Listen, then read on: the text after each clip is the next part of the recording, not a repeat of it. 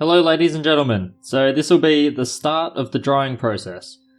I recently just cut this Ethiopian opal. I'll post a link in the top corner as per usual and maybe in the description if I remember.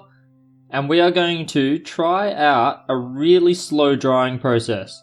Now in order to do that, basically what I'm going to do is seal this inside a standard Ziploc bag. And this is meant to hopefully slow down the drying and possibly avoid the stone from cracking. Or crazing, basically. So, wish me luck. I'll chuck it in now and we'll record how it goes. As soon as I see something strange, I'll let you know how long it took. And yeah, we'll talk about any issues we come across and what we might do in the future to avoid it. If any of you in the comments can kind of give me some more suggestions and ideas, I am more than willing to try out anything that pops up in the comments. So let me know. And yeah, fingers crossed. Let's get into it. Okay, so here it is. T0. Beautiful colour. No cracks. No crazing. Bottom side. Slightly yellow. Beautiful rolling colour. Let's see how it goes and keep an eye on it. Well, this is a week later. It wasn't really doing much in the bag for the first few days, but now I've only just taken it out after a week and it started this morning going very white. So instead of being really clear, that was fading pretty quick and the colour was coming back stronger. But now it's even gone white, almost to a Coober Pedy kind of white. I don't want to touch it too much because I don't want the oils from my fingers to affect it at all. But this is here on the top. You can see that it's still got a little bit of that yellowish amber glow to it, but it is slowly shifting to white and the colour's becoming far more vibrant on it.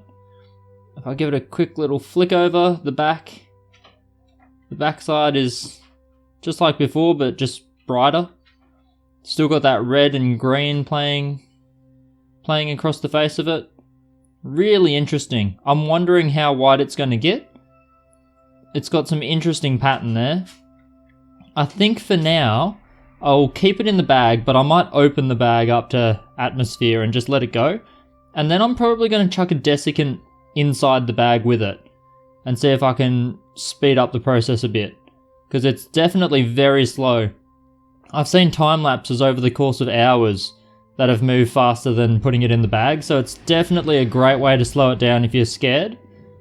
But now I don't really want to slow it down anymore. I just want to see it really dry out. There's no cracks or anything that I can see, not even under a loop. So yeah, fingers crossed we keep it going. Okay, now this has been out drying on the bench, not in the plastic bag now, for over a week. I'm still seeing absolutely no scratches. It is going a little bit whiter on, well, basically all around. It's still got a bit of an amber tinge to the actual stone. And it's still got a lot of beautiful colour in it. So it's coming along nicely. What I'm going to do now for a couple weeks, and then I can finally release this video, is I've got here a pouch of desiccant. So I'm going to basically have a mini desiccator in a Ziploc bag, and we'll see if we can really suck some moisture out of it.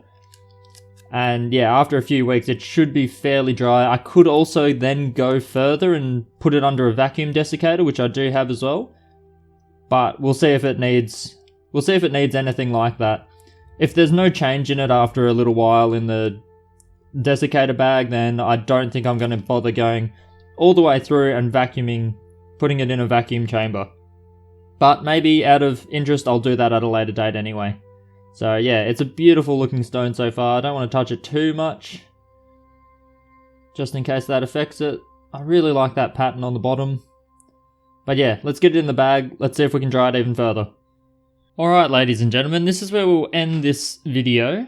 So I've had this now in a pouch of desiccant, well, in a Ziploc bag with desiccant in it, for quite a while, and it doesn't seem to be changing much more anymore. So I think it's just about dry.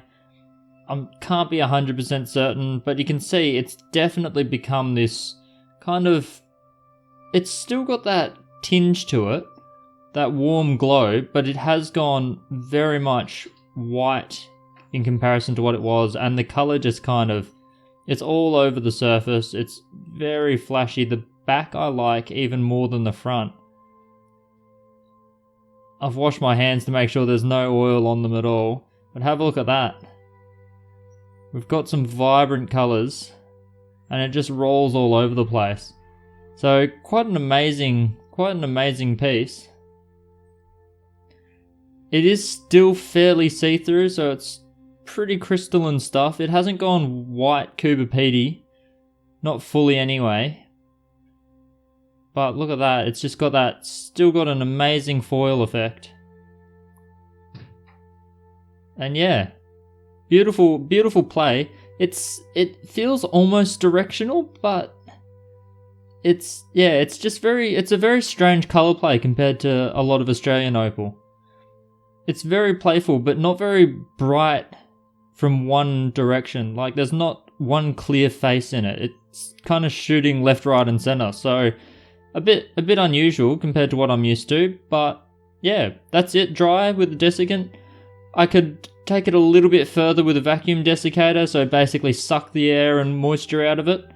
But that's a little bit extreme, and I don't really want to break up my first opal. So I think we'll take it easy with this one and keep the experimentation to a minimum, and I'll have to carve another piece that I'm not so fond of, and then I'll start torturing it.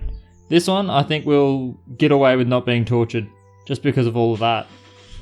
So yeah, that's it for this video, and I'll see you in the next one, where I might be working another one of these, or I might be doing a bit more Aussie material. I really haven't decided. I've just gone into a 7-day lockdown, so I've got heaps of time on my hands.